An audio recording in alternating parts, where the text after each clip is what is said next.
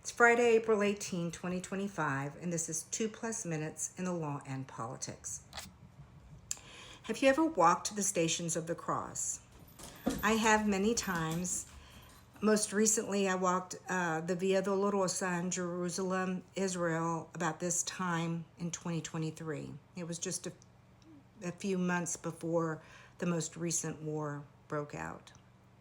When I walked the Via Dolorosa, I noticed the pedestrian bridges above the street, and I was told that that's where the people stood as they taunted Jesus as he was beaten and tortured on the way to his ultimate death on earth.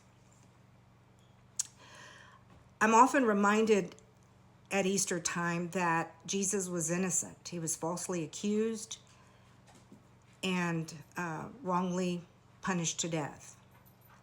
I was a criminal court judge for 20 years and a prosecutor for 10 years, and now I do some defense work, but I am also on the Innocence Project of Texas board.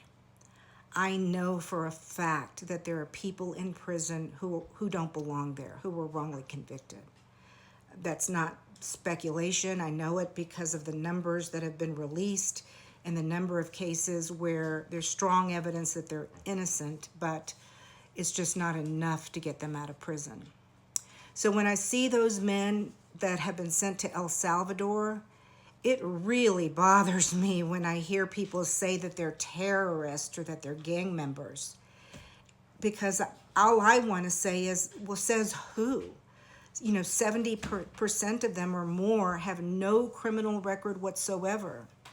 On top of that, before they were put on those planes, they were sent there without any kind of due process hearing, even when a judge tried to intervene to get the airplane sent back. So before we're so convinced that those men should just rot in that prison, because remember, they don't have an end date. They were sent there. They have no release date. They don't know if they're ever going to go get sent to their home country.